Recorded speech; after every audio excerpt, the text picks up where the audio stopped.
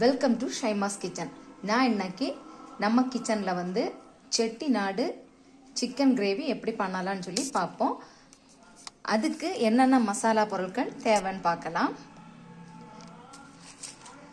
ஒரு 12 வரமிளகாய் எடுத்திருக்கேன். 1.5 ஸ்பூன் பெருஞ்சீரகம் அதாவது சோம்பு, 1 ஸ்பூன் ஜீரகம், 2 ஸ்பூன் மல்லி, 1/2 ஸ்பூன் மிளகு, 3 ஏலக்காய், கொஞ்சம் கருவேப்பட்டை, அதுக்கப்புறம் ஒரு 5 கிராம்பு எடுத்திருக்கேன். இதை இவ்வளோ என்ன பண்ணணும்னா நல்ல டீப்பாக இதை வந்து ரோஸ்ட் பண்ணி எடுத்துருவோம். இதை ரோஸ்ட் பண்ணும்போது நாம் தீயை வந்து சிம்மில் தான் வச்சுருக்கணும். இல்லைன்னா இதெல்லாம் வந்து நல்ல ப்ரௌன் கலரில் வராது, கரிஞ்சு போயிடும். அதனால் கவனமாக இதை வறுத்தெடுக்கணும்.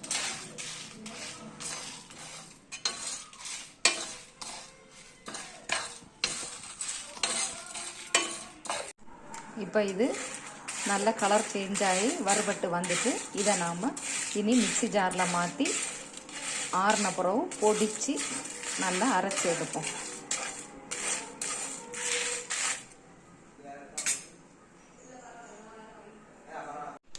இப்போ இந்த மசாலாவை நல்லா அரைச்சி எடுத்துக்கிட்டோம்.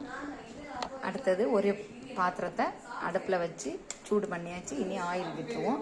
கோகனட் ஆயில் யூஸ் பண்ணுங்க. ஒரு 4 ஸ்பூன் ஆயில் விட்டுருங்க. அடுத்து 2 பெரிய வெங்காயம் கட் பண்ணி வச்சுருக்கேன், அதை சேர்த்துருவோம்.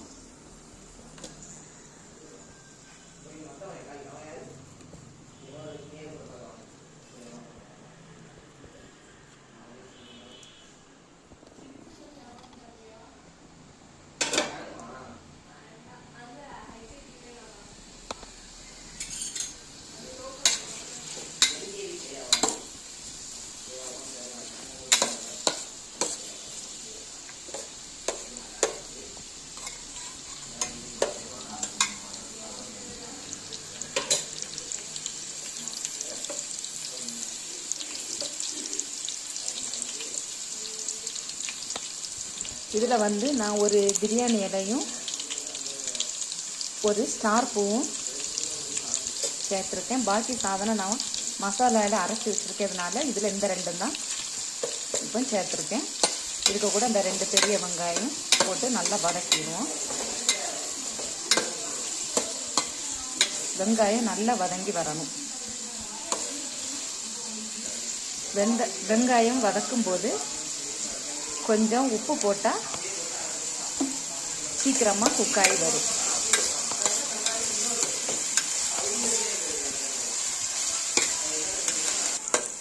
இப்போ வெங்காயம் நல்லா குக் ஆயிட்டு நான் மீடியம் சைஸ் தக்காளி 2 கட் பண்ணி வச்சுருக்கேன். இனி அதை சேர்த்துருவோம்.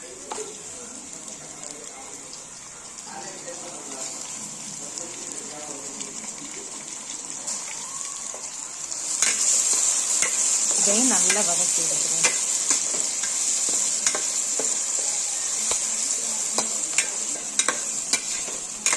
இப்போ தக்காளி நல்லா வதங்கிட்டு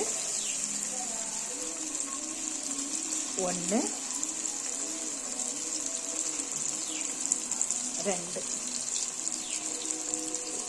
2 ஸ்பூன் இஞ்சி பூண்டு பேஸ்ட்,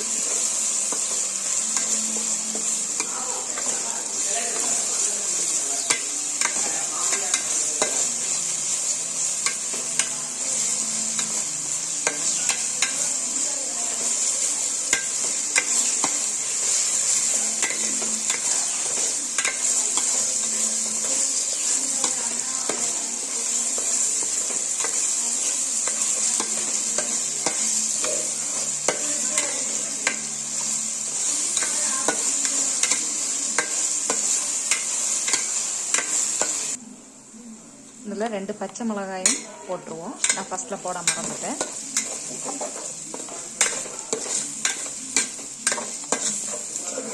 இப்போ இஞ்சி பூண்டு பேஸ்ட்டு நல்லா வதங்கிட்டு இனி என்ன பண்ணணும்னா 1/2 டீஸ்பூன் மஞ்சள் தூள்,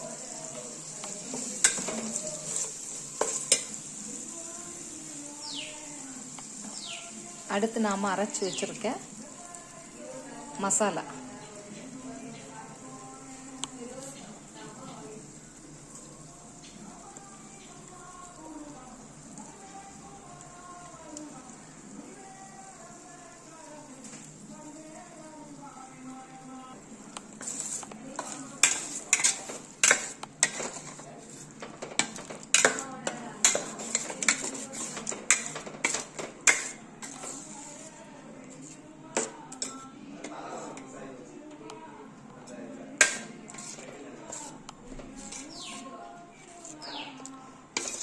எப்படி கலர்ஃபுல்லாக இருக்குதுன்னு பாருங்க அந்த மசாலா.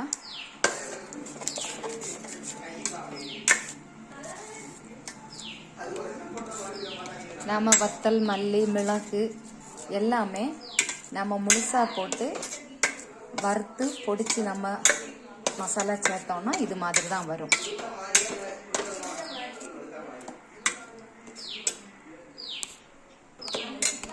இனி நாம் க்ளீன் பண்ணி வச்சிருக்க சிக்கனை சேர்த்துருவோம்.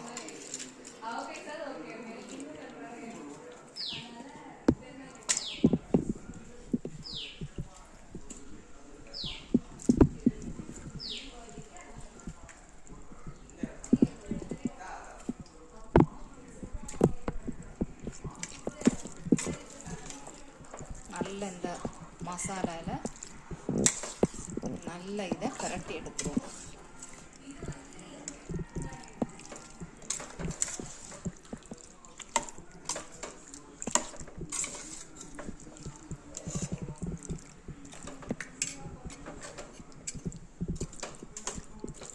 எப்படி இருக்கு பார்த்தீங்களா?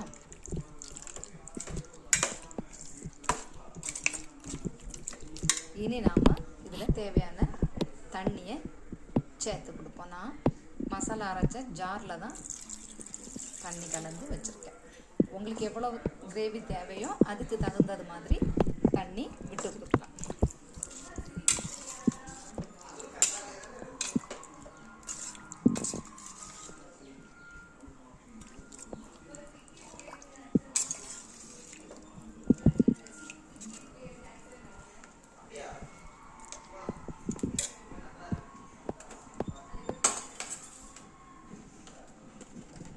இனி நாம் தேவையான அளவு உப்பு சேர்த்து கொடுப்போம்.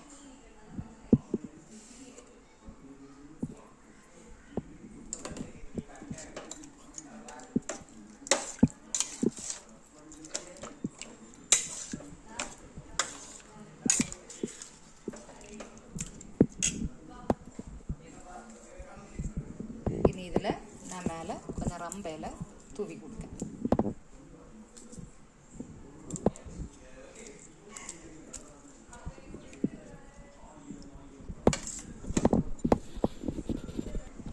இனி இதை நாம் மூடி வச்சு வேக விட்டுருவோம்.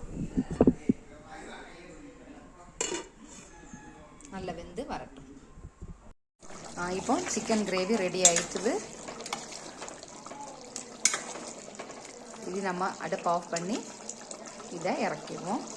இது மாதிரி நீங்களும் செய்து பாருங்கள். இந்த டேஸ்ட் உங்களுக்கு பிடிச்சிருந்தா எங்கள் சேனலை சப்ஸ்கிரைப் பண்ணுங்கள்.